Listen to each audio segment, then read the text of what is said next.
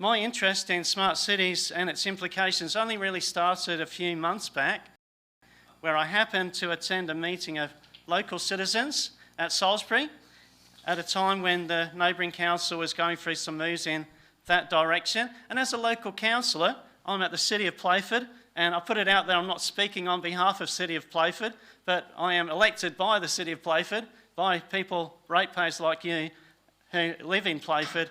And so I've got that interest. And also, as a local pastor too, I delivered a sermon that attracted some interest, touching on these issues. And at the time, the media called me a bit of a nutter, and probably I am. And they called what I said a wild conspiracy sermon. I'm not going to give you a sermon so much this evening, but at the time they're describing as one of the agitators about such things. But I was simply really an interested person going along to hear more about the issue, and of course the media blows things up like they do.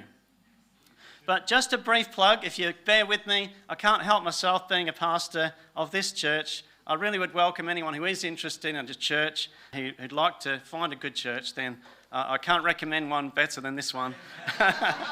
And naturally, as a born-again Christian, and I know many of you are too, I have the sense that some of these trends are part of a global control that I see ultimately as in the emerging one world governor, the Antichrist. Now, of course, some of you don't believe that. That's understood. But as a believer, I would appeal to you, to everyone, to look into such things. And as a church, we'd be glad indeed to encourage anyone to put their trust in Christ as their Lord and Saviour. That's the ultimate hope that we can know when there are scary things happening. For me, that is the ultimate hope that we can know.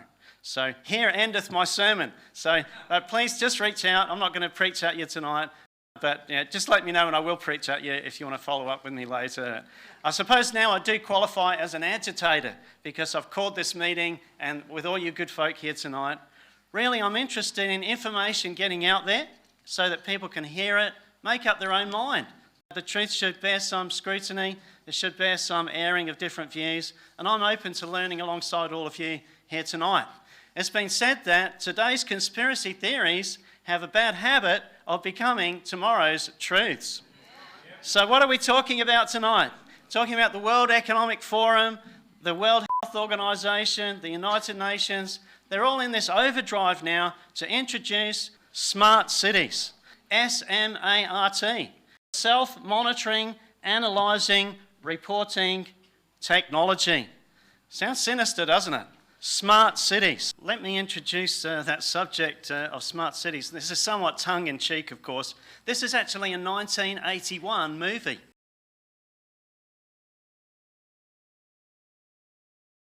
Wow. 1981. It's called Early Warning. It sounds a warning to us, I put to you, about the Great Reset that we're seeing nowadays, the New World Order agenda, and the events that we're currently living in. It's almost prophetic, isn't it? You wonder how we got to this point in time. Let's look back now in time over where we've travelled over just the last few years. We've seen the world radically change through the everything that's gone along with that. We've seen some harrowing times and the control that government has exerted over people's lives. So we'll cue the next one. I present to you a poem, Anthem for Justice.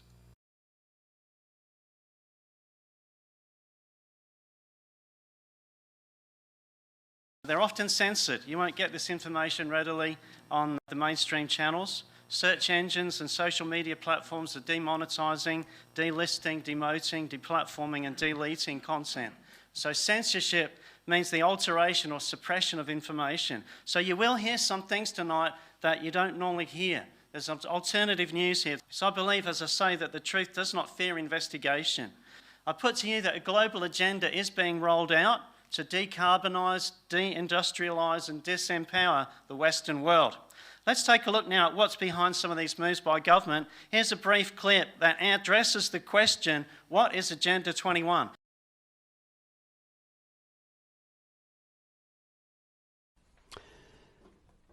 Agenda 21 is kind of a code name for a master plan originated at the United Nations to change the political and economic system of the world to one of total collectivism. And in order to do that, people must not be allowed to have independence. They must be dependent on the state for everything. Otherwise, they won't be easily controlled by the state. That means they can't have private property, mostly. They cannot have land of their own. They have to live in, preferably, high-rise apartments that are provided to them by the state as a benefit, so to speak. Oh, good, we got a free apartment. But these people at the top want all humans to be dependent on the largesse of the state.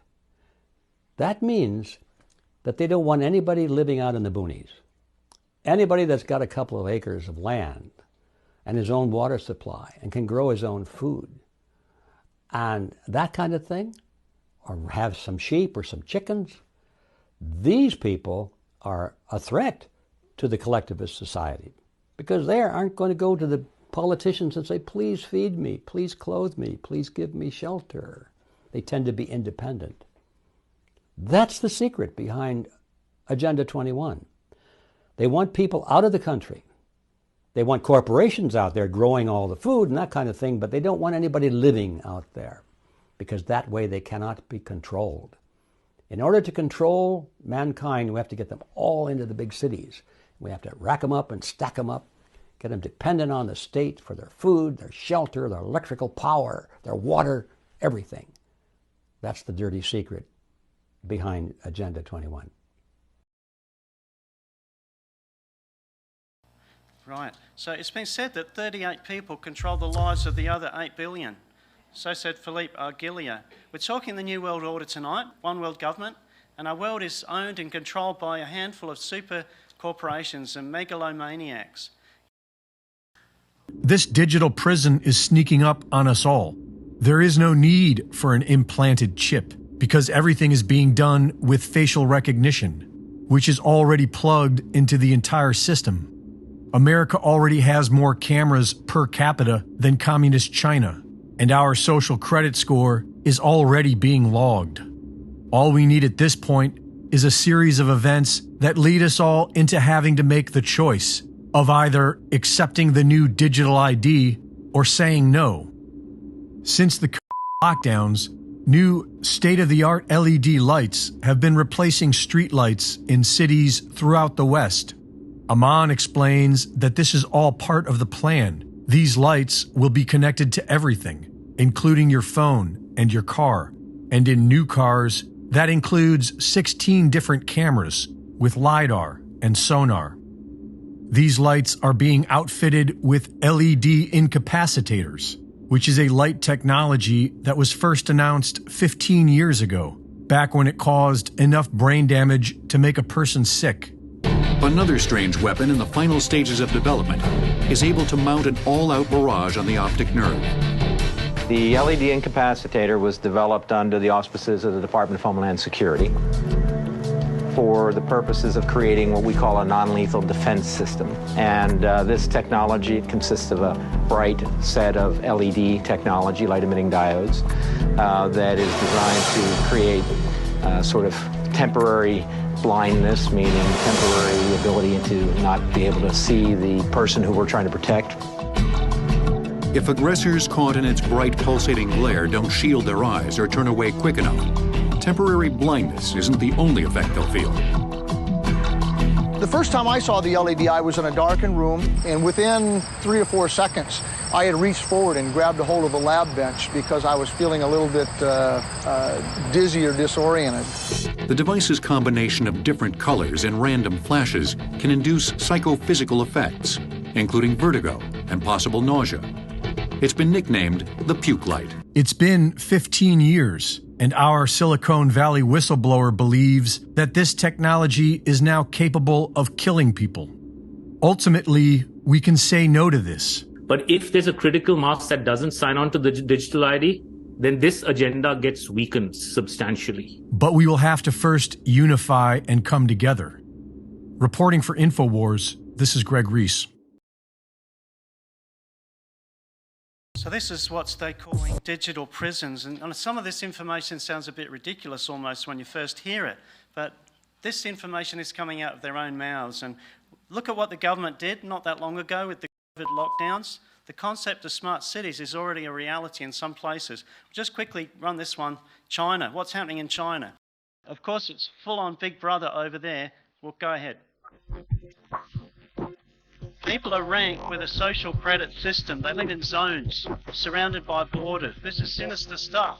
Now, they're not crossing the borders of different countries. No, they're simply crossing boundaries within their own sections of their own city.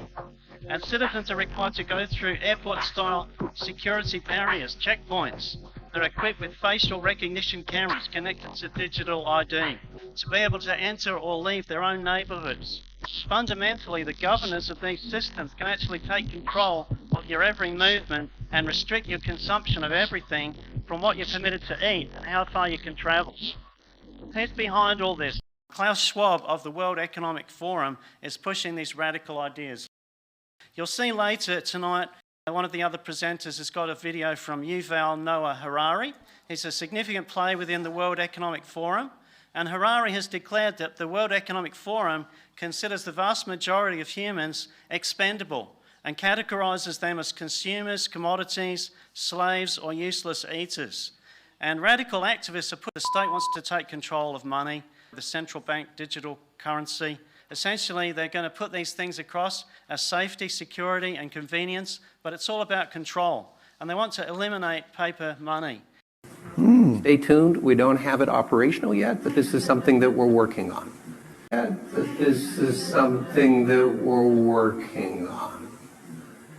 All around the world, central bank digital currencies are either in pilot scheme or executive order stage in the States, or they're floating under the radar. Every person that I come in contact with in the public, I ask them, do you know what a CBDC is or a central bank digital currency? And nobody knows.